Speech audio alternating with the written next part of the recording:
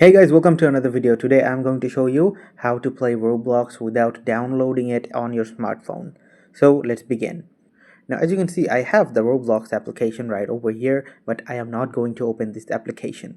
Instead, I will open my web browser over here. Now from your web browser, go to search or enter address and then search for easyfun.gg. From here, you can also download easyfun.gg, but that's also mean that you're downloading another application to play Roblox. But you don't need to do that. You can just scroll down and you will find Roblox over here. I'm going to click on play now on Roblox. If you log in, you will be able to play 6 hours free every day. But since I'm just making the video, I will click on play right now and just play trial for 30 minutes. So as you can see, I have the Roblox game ready over here and it's completely in the web browser, and the Roblox is not even downloaded in my device.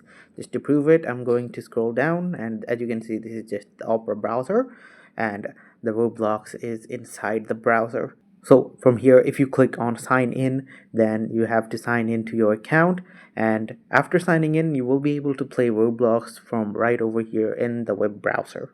So guys, if you found this video helpful, please leave a thumbs up and subscribe to my channel for more helpful videos like these.